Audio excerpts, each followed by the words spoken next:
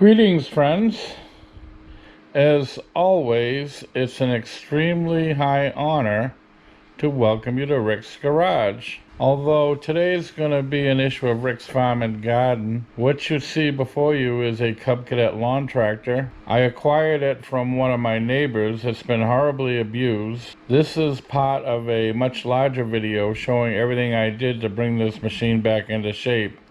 But today's video, I'm just going to concentrate on the carburetor.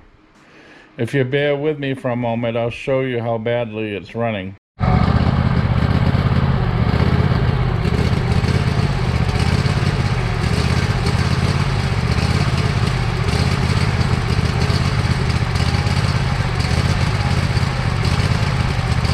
As you just heard, friends, it's loping quite badly. I can get it to smooth out somewhat if I run it on partial choke. That's a good indication that the main jet is clogged. Now, friends, if you're familiar with my channel, I've posted several videos on cleaning carburetors. I've had some good success. However, in this case, I don't think we need another cleaning the carburetor video, so I'm going to do something a little bit different. I thought it might be fun to try out one of those aftermarket carburetors. Now, an original equipment carburetor from Cub Cadet cost around $180. You can buy an aftermarket carburetor on Amazon or eBay for a little more than $30. So I thought it'd be fun to try one of those. So friends, this is the carburetor kit I ordered from Amazon. You'll notice it comes with a number of other items, a couple of spark plugs, a fuel filter, a fuel pump. In this video, I'm only installing the carburetor. I want it to stand on its own to see if it does actually improve the operation of this machine. Later on, I'll put some of these other things in if I feel the need. Well, I'm ready to try out that aftermarket carburetor. That's the last thing we need to do to this machine. Kind of anxious to see how it works out. We're also going to put a new air filter on. Now there are three bolts I have to remove for the air filter housing. They're 8mm or 5/16, so they're virtually the same size.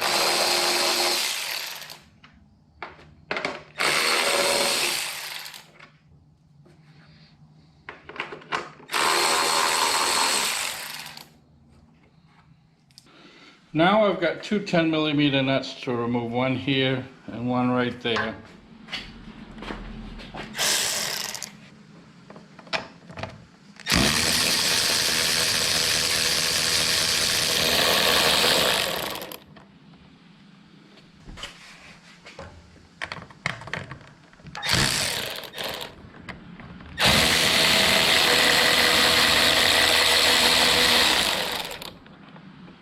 Be careful not to lose them.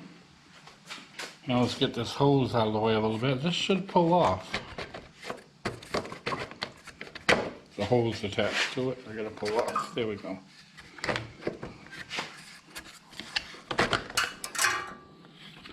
Something fell off. Probably a washer. That's what it was, a washer. I'll find that. This was a tool you saw me use when I was changing the tire to clamp that stem to keep it from falling in. I'm going to use it right now to clamp this fuel line so we don't lose a whole bunch of fuel when I disconnect this fuel line. Now I'm taking an ordinary pair of pliers. I'm going to unclamp this fuel line if I can. There we go. I've got these special hose pliers. I'm going to grab a hold of the hose and I'm going to twist it back and forth to loosen it, just like that. And now I'm going to slide it out. Now I expect a little bit of gas to come off, but not much because I've got the hose clamped, or pinched off is a better word. There we go. Okay, get that out of the way. Now I've got this little wire that I've got to disconnect from the fuel shutoff, and what I think I have to do is put a small screwdriver in here and pull that right out.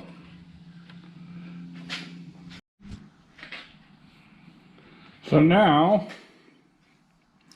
I can carefully disconnect this throttle linkage with a screwdriver. There we go. And that comes out. Now I can carefully, with a pair of needle nose pliers, pull this spring off. Okay, so that's free. Now I can pull the carburetor off as far as possible and disconnect the choke linkage. Should be able to get it all the way out now. And I should be able to strategically turn this carburetor to disconnect the throat link, the choke linkage.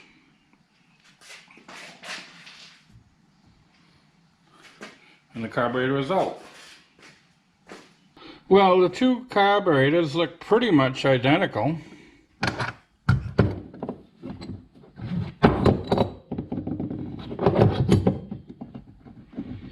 So we're going to go ahead and install the new one. Alright, the only thing I really see I need to swap out is this little plastic grommet right here. I have to put it on the new carburetor. See if I can carefully remove it without damaging it. So I'm going to put it on its side.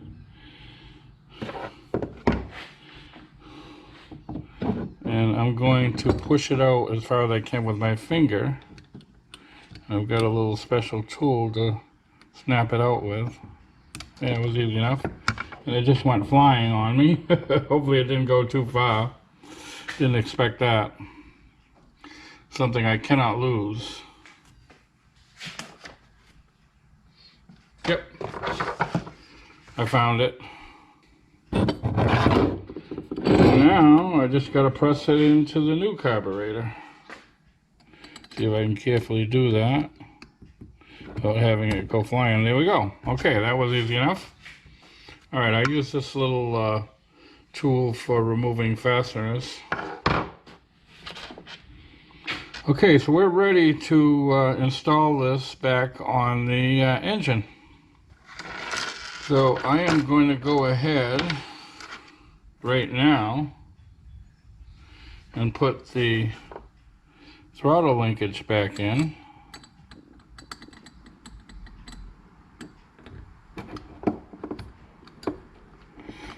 I think I'm doing that wrong. It goes this way, I believe. There we go. Excellent. And now I'm going to take my trusty little needle nose pliers and put this little spring back in.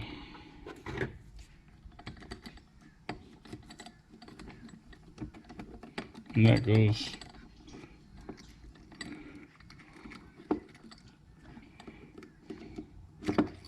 oops, 73. I apologize for my hand shaking the way it does. All right, so that's back in.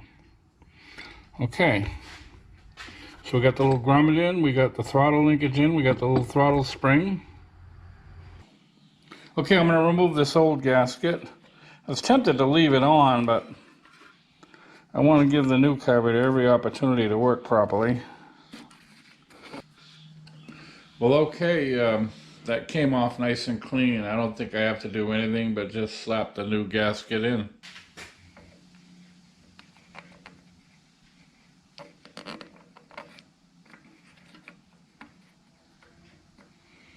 About right. Okay, so now I've got to insert the choke linkage.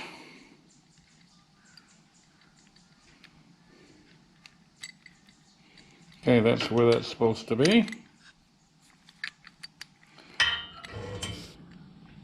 Now if you can see way down in here, this is where the bottom of the choke linkage connects to this little hole right here.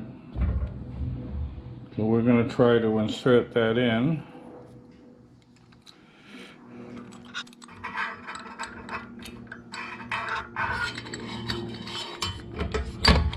There we go. Sorry I hit the camera a little bit.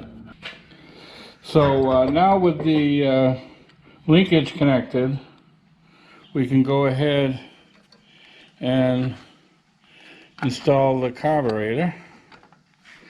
Line up the holes.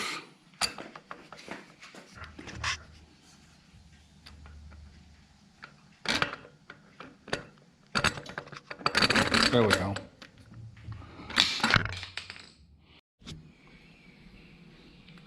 So now down here I'm going to connect in the throttle rod and the throttle spring here. And we get the spring connected in first because that's more than a little bit in my way.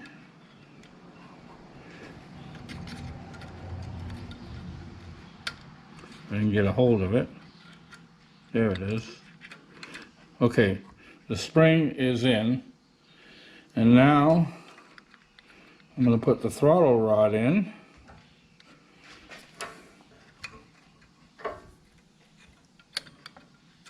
That's in. And now this little plastic block has to go over it.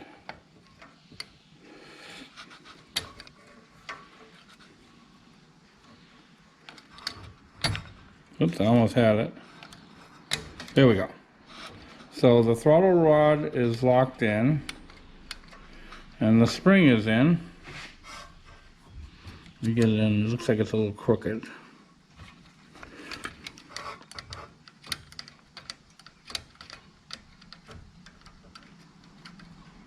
There we go.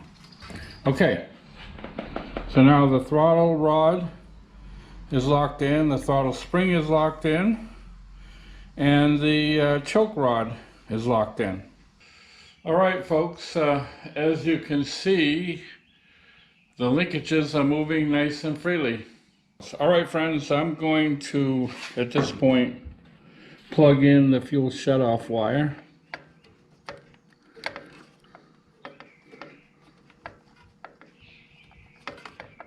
There we go, that's plugged in. Okay, friends, at this point I've gone ahead and connected up the fuel line.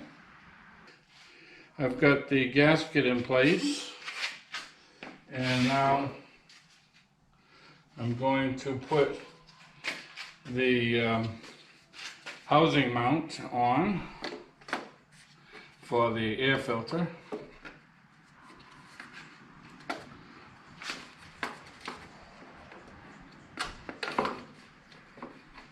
Shouldn't have put that hose on so soon, it's in my way now. But we'll get it on there. There we go.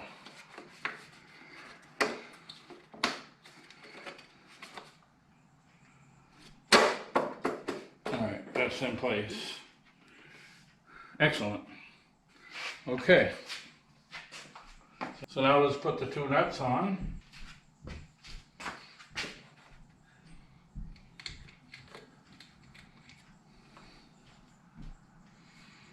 Off camera, I adjusted the choke.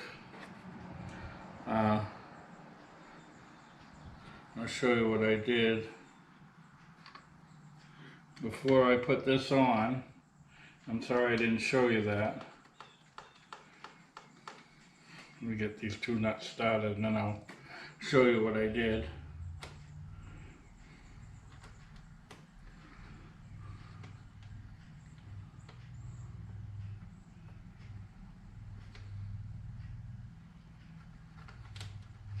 Stupid things in the way.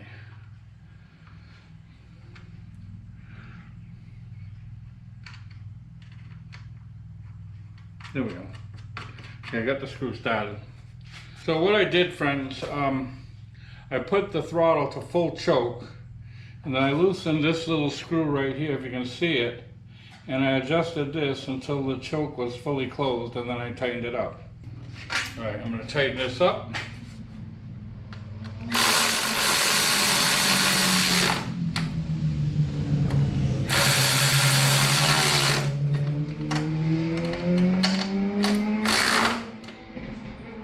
I'm gonna see how that feels with a regular ratchet.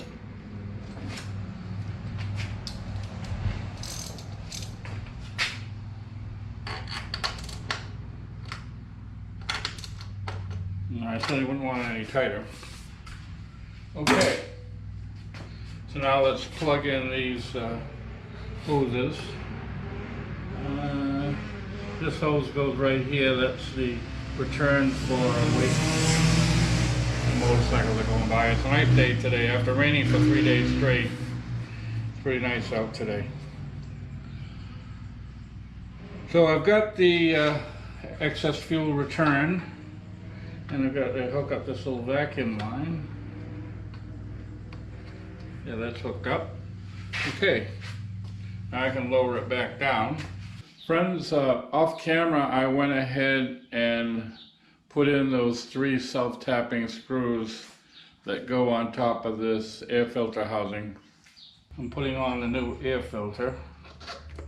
That's on. And I'm putting on the cover. I apologize if you didn't see me bolting up the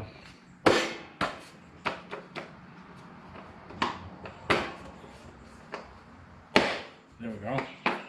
Okay, that's in.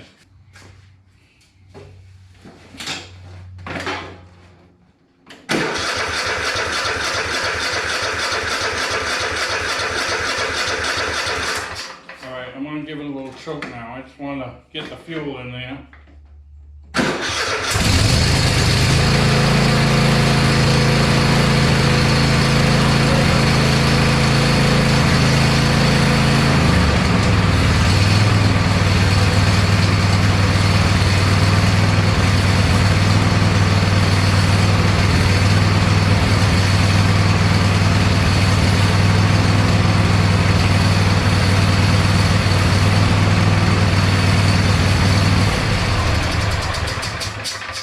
Well, it don't sound too bad. It sounds much better than the old carburetor. So I'm going to take it for a little run and see how it goes.